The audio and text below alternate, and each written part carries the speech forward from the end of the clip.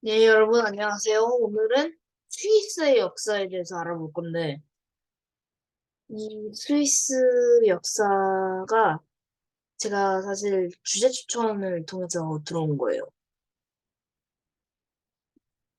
바로 구름나라의 미래 친구들이라는 분이 구름미래의 나라 친구들 님이 해주셨고, 저한텐 감사한 분이시죠. 댓글도 좀 예, 매번 달아주시고 감사한 분입니다. 예, 저 이분도 꽤 좋게 영상 만드시니까 뭐 이분도 한번 방문하시는 것도 좋을 것 같아요. 자, 이분을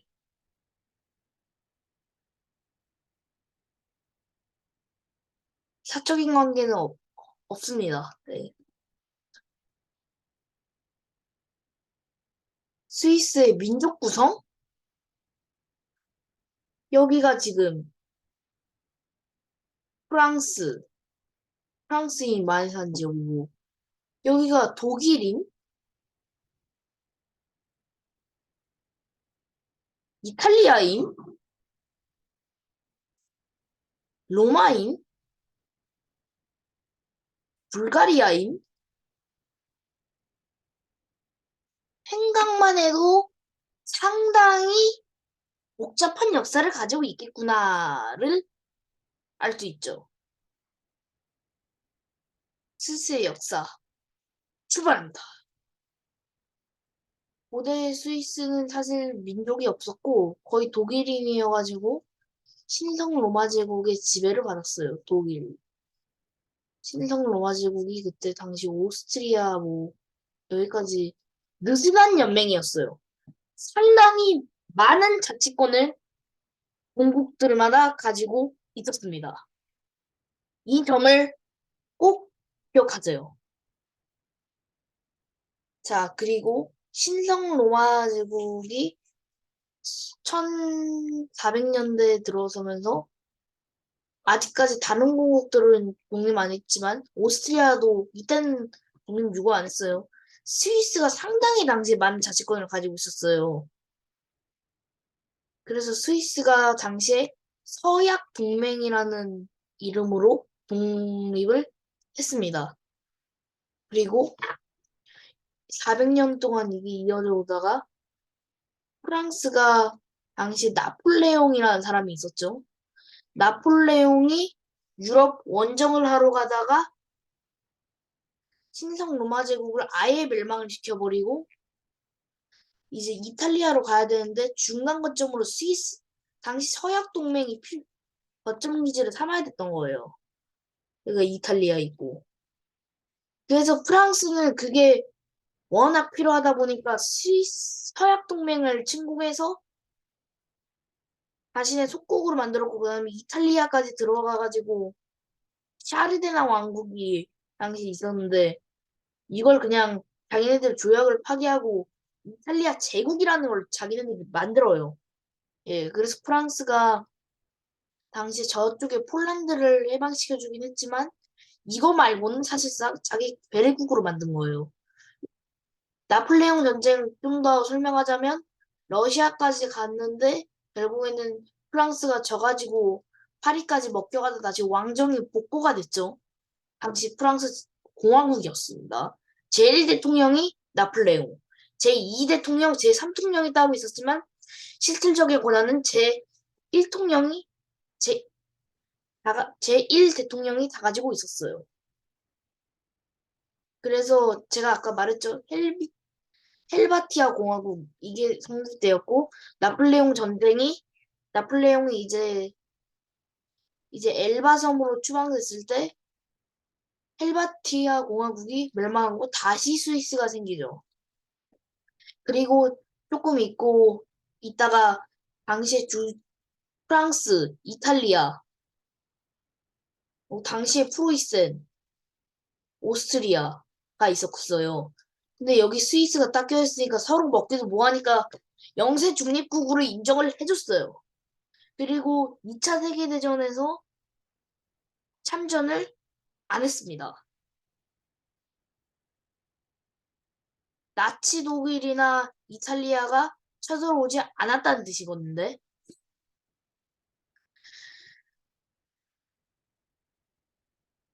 이게 중립국이니까 지켜줘야지 이게 아니에요. 독일은 당시에 네덜란드, 덴마크, 노르웨이 이런 데를 다 침공을 했었어요. 근데 스위스만큼은 침공을 안 한 이유가 뭐냐? 산도 많고 이런 이유도 있는데 진짜 진리인 이유는 당시에 스위스 은행이 독일에 협조를 했다는 거예요. 이게 뒤늦게 밝혀져서 이게 지금 스위스의 사회 문제로까지 되어 있긴 합니다. 그리고 스위스가 2차 세계대전이 끝난 이후에 인구가 중립국이고 살기 좋다는 이유로 꾸준히 증가해 와요. 그리고 2001년 스위스에서 유엔에 가입할지 말지 국민 투표를 했어요. 그리고 압도적인, 압도적까지는 아니고 찬성이 58%로 유엔에 가입에 성공했어요. 그리고 스위스가 그 이듬해였나 2003년 아니고 바티칸 시국이 생길 때가 1928년이죠. 이때부터 바티칸이 명목상 군대가 필요했는데 이때 스위스가 군대를 바티칸이 파견을 해줬어요. 지금까지도 바티칸이 스위스군이 명목상 자군의 군대예요. 근데 사실상은 이탈리아가 바티칸을 지켜주고 있다라고 봐도 무방하다고 저는 봅니다. 그리고 2022년 러시아 우크라이나 전쟁에서 스위스는 처음에는 중립을 유지하다가 스위스도 이건 아니다 싶어가지고 스위스도 결국엔 러시아를 봉쇄했어요. 그래서 지금 러시아는 상태가 어떻냐? 제가 이것의 본질을 설명해 준다면 러시아 우크라이나 전쟁이 왜 안 끝났는지 아세요? 서로의 이해관계가 다르기 때문이에요. 자, 이것도 설명하면 좀 복잡하긴 한데 러시아 우크라이나가 이렇게 있다고 칩시다. 그리고 우크라이나가 유로마이단이라는 사건이 2013년에 일어나요. 그리고 이듬해 2014년에 당시 칠러의 좀 동주적인 대통령인 야누코비치라는 대통령이 있었는데 그 대통령이 탄핵돼요. 그리고 우크라이나가 독립이래. 우크라이나가 새로운 대통령을 뽑고 그 다음에 우크라이나가 러시아어 러시아어 사용 금지법이라는 걸 통과시켜버려요, 이때. 예를 들어서 그게 어떤 법이냐면 길거리, 상가 이런 데다가 러시아어로 뭐 붙이면은 벌금 물겠다, 간판 이런 거를 해가지고 당시에 우크라이나가 러시아 사람들 막 학살하면서 좀 탄압을 하긴 했어요. 그리고 러시아가 그거에 불을 붙여가지고 크림반도에 침공을 했죠. 우크라이나도 무조건 잘한 것만은 아닌데 어쨌든 침공을 한 건 러시아가 잘못이다 라고 전 얘기할 수 있어요. 러시아가 그리고 2016년에 도네츠크 인민공화국과 루안스크 인민공화국을 또 괴뢰국을 만들어버리면서 우크라이나를 또 침공해요. 그리고 2022년에 이게 러시아 우크라이나 전쟁으로 확산이 된 겁니다. 전쟁은 지금 아직까지 끝나지도 않았고 현재까지 이어지고 있어요. 이게 조만간 제가 러시아 우크라이나 전쟁의 본질이라는 제목으로 만들 수도 있는데 이때 제가 좀 더 자세히 설명을 드리도록 하겠습니다.